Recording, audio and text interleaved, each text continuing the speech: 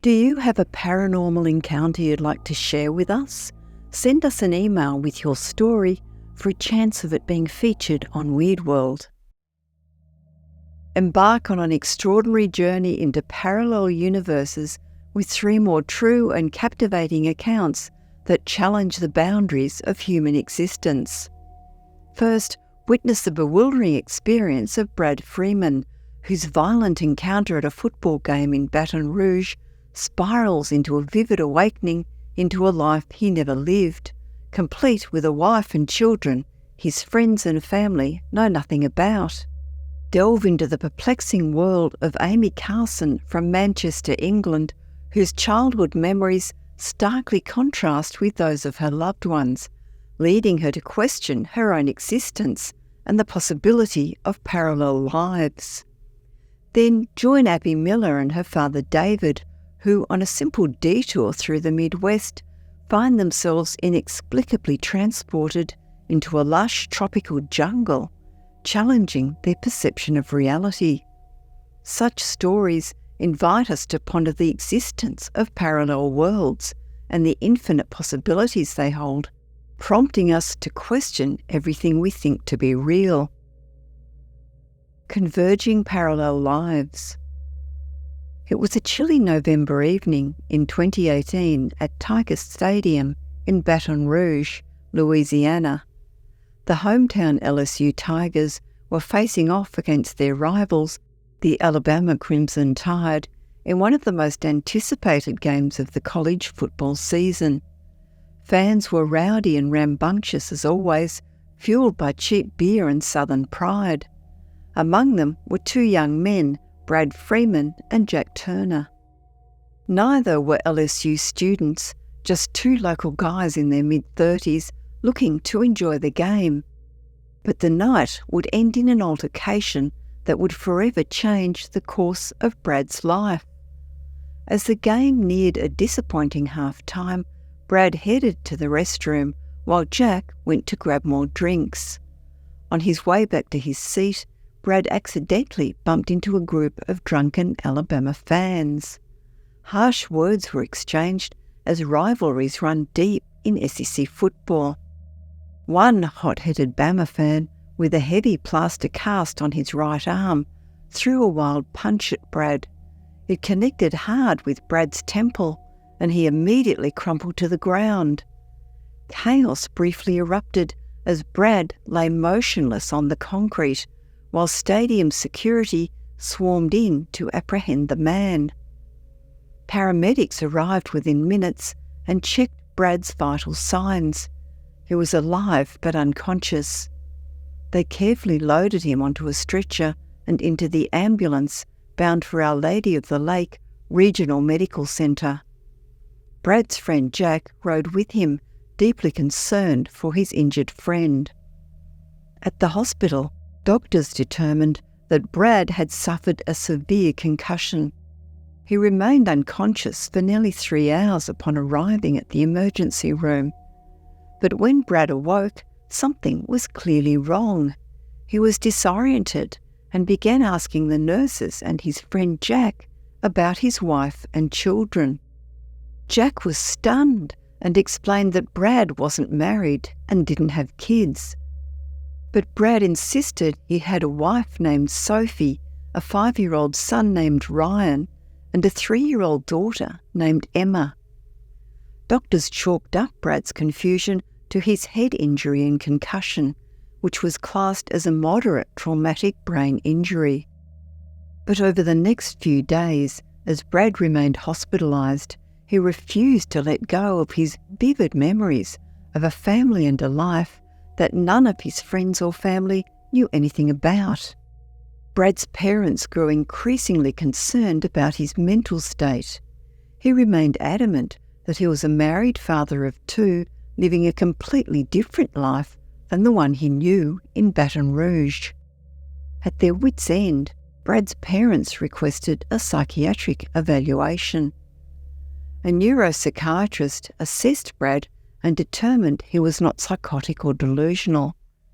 She concluded that Brad's unwavering belief in this alternate life was a neurological response to his traumatic brain injury, that it was a confabulation of false memories emerging as a result of his brain's attempt to reorganize and rewire itself to preserve its function.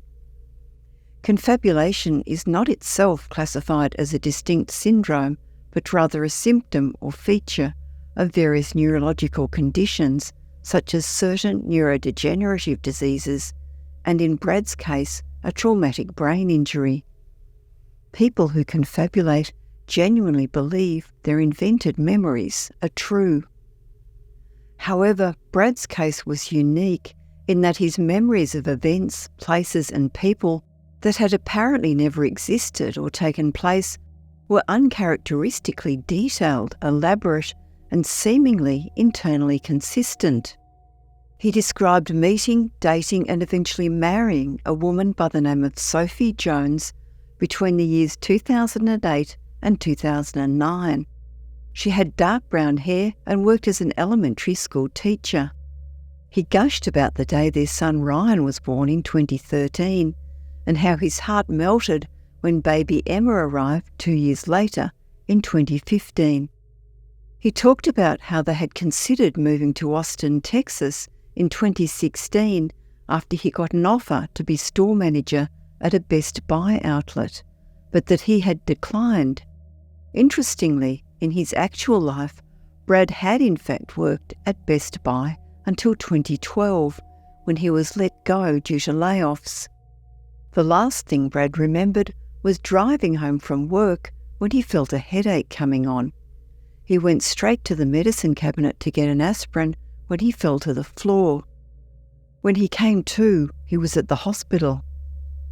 Strangely, Brad still seemed to possess memories of both his original and alternate life, the memories of his life since 2008, an apparent amalgam of two different life paths.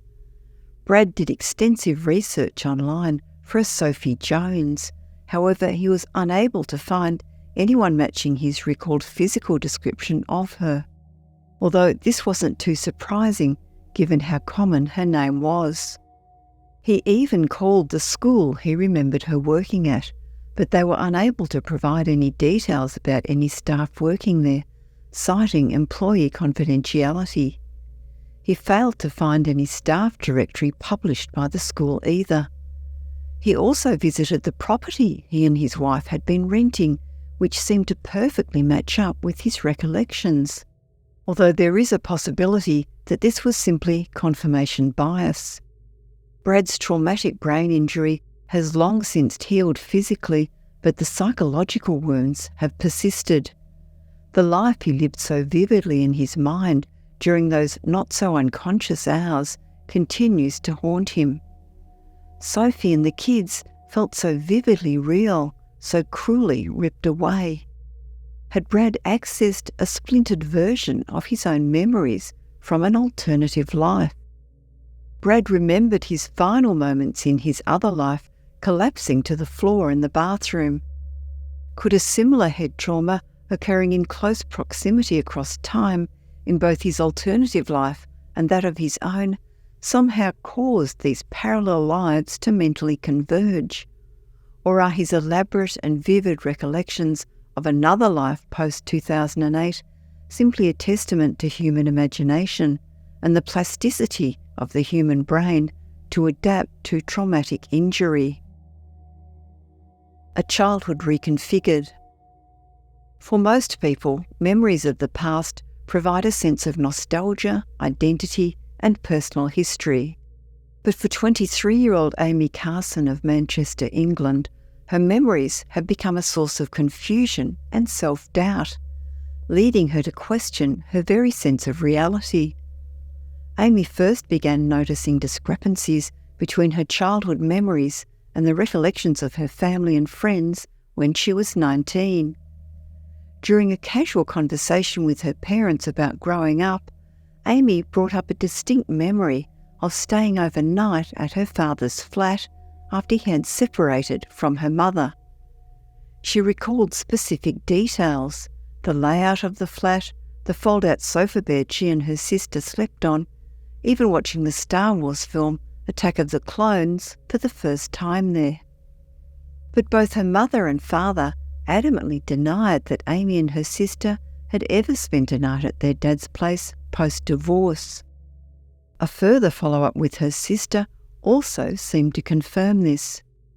Perplexed but shrugging it off, Amy figured her memory must be false.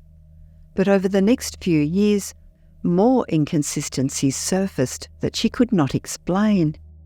Talking with relatives, Amy referenced having severe eczema as a child, with distinct memories of recurring flare-ups and treatments. However, her family denied she ever had eczema prior to it reappearing recently after pregnancy. A friend also mentioned how odd it was that she now wanted kids, when just a few years earlier she had insisted she never would. And yet Amy denies ever having said this. Smaller discrepancies accumulated too. The location of a childhood pet's grave, the decor of her local shopping centre, the colour of walls in her childhood home. None matched Amy's memories. She scoured old photos but found no evidence to back up her recollections. Feelings of self-doubt and disassociation from reality began to take a toll on Amy's mental health. She started questioning the reliability of her own memory and the nature of her identity. Desperate for answers, she researched conditions such as dissociative identity disorder, but found no definitive explanations. Late one night, one search led her to a forum about parallel universes and interdimensional shifting. Could she possibly be remembering events from another parallel life, or had she herself entered into one? As bizarre as it seemed, reading the accounts of others who experienced similar memory conflicts provided Amy some comfort.